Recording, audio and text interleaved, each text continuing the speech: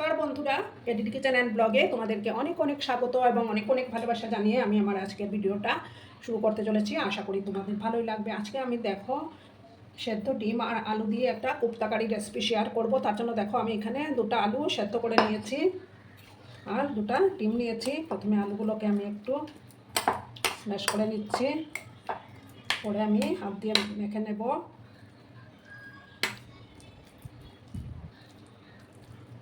সমস্ত আলুগুলোকে আমি এভাবে স্ম্যাশ করে দিলাম।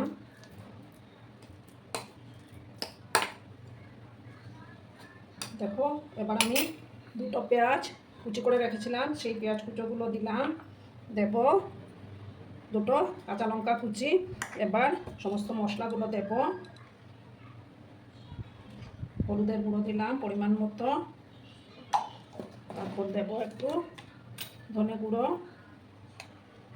এই যে হাফ চামচ থেকেও কম ধনে গুঁড়ো দিলাম। সামান্য একটু জিরে গুঁড়ো দেব, জিরে গুঁড়ো দিলাম। আর একটু কাশ্মীরি লঙ্কার গুঁড়ো অ্যাড করে দিচ্ছি বন্ধুরা, হাফ চামচ থেকেও কম। এবার দেখো একটু শাহি গরম মশলার গুঁড়ো অ্যাড করলাম। এবার আমি দেখো এই যে দুখানা ডিম ফাটিয়ে রেখেছিলাম, সেই দুটো ডিম আমি দিয়ে দিলাম। এবার পরিমাণ মতো লবণটা অ্যাড করে দেব, দিয়ে ভালো করে আমি এটাকে মেখে নেব বন্ধুরা। খেতে কিন্তু দুর্দান্ত হয়। তোমরা যদি এইভাবে না খেয়ে থাকো একবার অবশ্যই বাড়িতে ট্রাই করো। মাছ মাংসেরও দরকার পড়বে না এরকম একটা রেসিপি থাকলে। দেখো ভালো করে আমি মেখে নিলাম।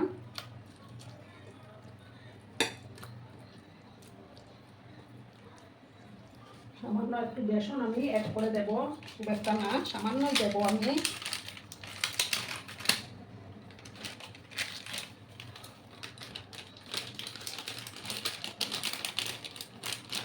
ধরো 1 চামচের মতো হবে।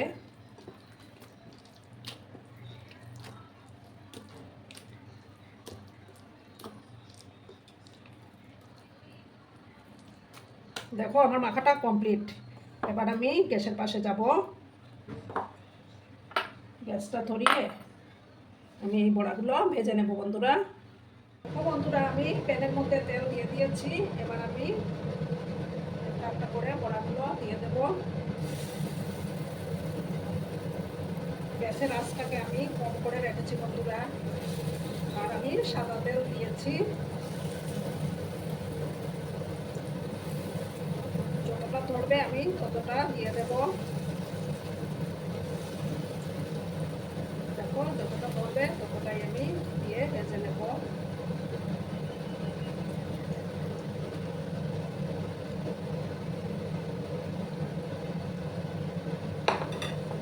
বাকিটা আমি নেক্সট পেজে ভেজে নেব বন্ধুরা। একটা সাইড যখন হয়ে যাবে না তখন আমি আরেকটা সাইডকে উল্টে দেব। একটু সময় অপেক্ষা করতে হবে। আর আমার আজকের এই ভিডিওটি যদি তোমাদের ভালো লাগে তাহলে অবশ্যই একটা করে লাইক, কমেন্ট, শেয়ার এবং সাবস্ক্রাইব করার অনুরোধ রইল। পুরনো বন্ধু, নতুন বন্ধু সবাইকে জানাই অনেক অনেক ভালোবাসা। একটা সাইড হওয়ার অপেক্ষায় থাকবো, তারপর আমি উল্টে দেব। বন্ধুরা এবার আমি আস্তে আস্তে উল্টে দেব। এরকম একটা রেসিপি হলে কিন্তু মাছ মাংসেরও দরকার পড়ে না বন্ধুরা। সমস্ত বড়াগুলোকে আমি উল্টে পাল্টে একটু লাল লাল করে ভেজে নেব।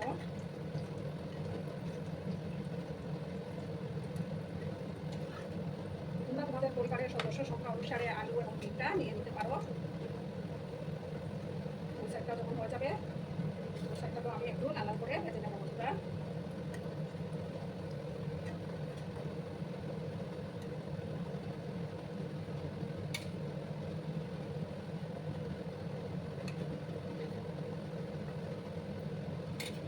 একটু সময় নিয়ে আমি বড়াগুলোকে ভেজে নেব বন্ধুরা।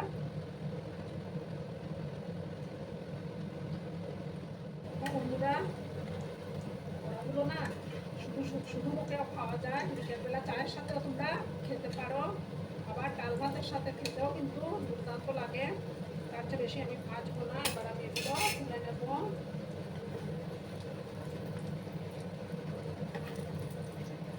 সমস্ত বড়াগুলো আমি তুলে নিলাম।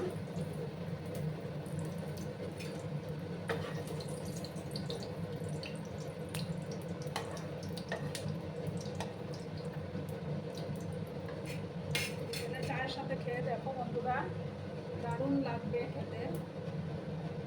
আর একটু তেল আমি দিয়ে দিলাম। এবার আমি নেক্সট ব্যাচেরগুলো দিয়ে দেব।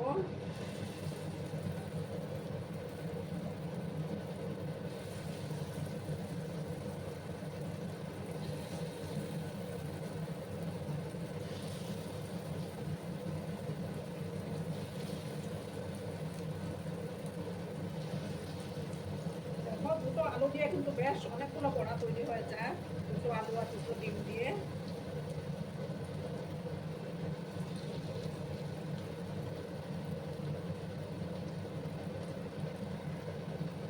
দেখো সমস্তগুলো আমি দিয়ে দিলাম বড়াগুলো।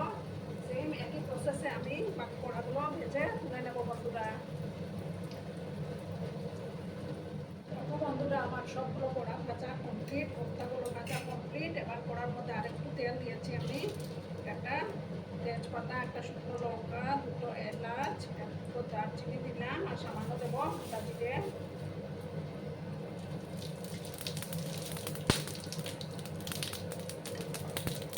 যখন একটু ভাজা হয়ে আসবে তখন আমি দেখো এখানে পেঁয়াজ, 4-5 কোয়া রসুন আর এক টুকরো আদা বেটে রেখেছিলাম, সেই বাটাটা এবার আমি দিয়ে দেবো।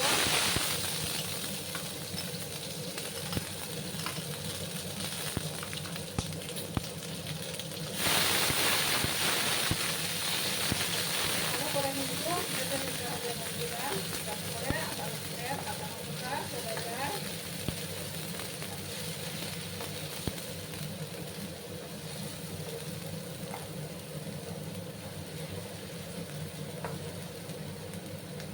সময় নিয়ে আগে থেকে ভেজে নেব, যাতে করে কাঁচা গন্ধটা একদমই থাকে না। তোমরা চাইলে পেঁয়াজটা খেতেও দিতে পারো, তো আমি বেটেই দিলাম। সময় আমি ভাজা ভাজা করে নেব।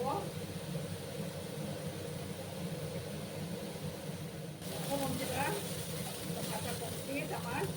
এবার আমি দেখো একটা টমেটো কাটা দিয়ে দিলাম।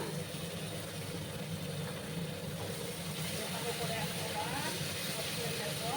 এবার পরিমাণ মতো হলুদের গুঁড়োটা আমি অ্যাড করে দেবো বন্ধুরা।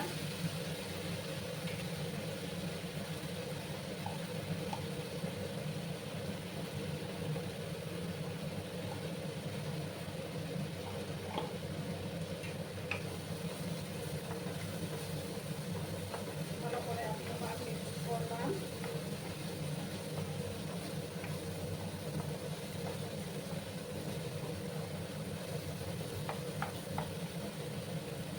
এবার আমি একে একে যেগুলো বেসিক মশলা সেগুলোই আমি দেবো। 1 চামচ ধনে গুঁড়ো দিলাম, 1 চামচ জিরে গুঁড়ো দিলাম, আর দেবো 1 চামচের মতো কাশ্মীরি লঙ্কার গুঁড়ো। সামান্য একটু জল আমি অ্যাড করে দিচ্ছি, যাতে করে মশলাটা না পুড়ে যায়। ভালো করে কিন্তু কষিয়ে দিতে হবে। যতক্ষণ না মশলাটা থেকে তেল ছেড়ে আসছে ততক্ষণ আমি কষিয়ে নেব ভালো করে। যত বেশি কষানো হবে ততই রান্নার টেস্টটা ভালো হবে বন্ধুরা। এবার আমি পরিমাণ মতো লবণটাও অ্যাড করে দেবো।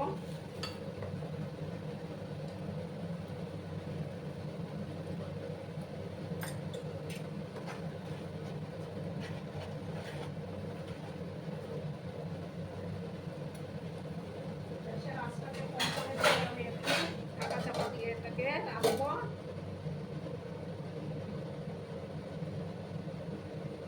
বন্ধুরা এবার আমি ঢাকাটা সরিয়ে দিলাম। এবার আমি নাড়াচাড়া করে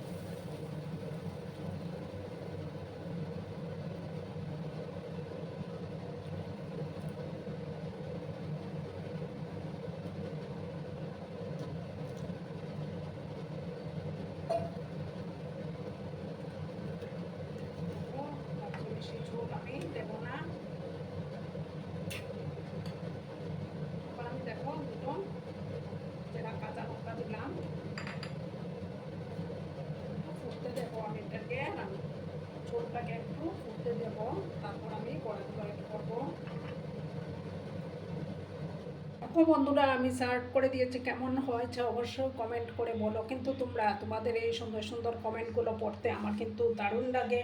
আর এতক্ষণ ধরে আমার ভিডিওটার সাথে পাশে থেকে আমাকে এতটা সাপোর্ট করার জন্য তোমাদেরকে আবারও জানাই অনেক অনেক ভালোবাসা এবং অনেক অনেক ধন্যবাদ। ততক্ষণে তোমরা সবাই খুব ভালো থেকো, সুস্থ থেকো, আনন্দে থেকো। আর আমার ভিডিওটার কোনো অংশ যদি তোমাদের একটুকু ভালো লাগে তাহলে অবশ্যই তোমাদের পরিবার পরিজনদের মাঝে শেয়ার করে দেওয়ার অনুরোধ রইল। ততক্ষণে খুব ভালো থেকো, ধন্যবাদ।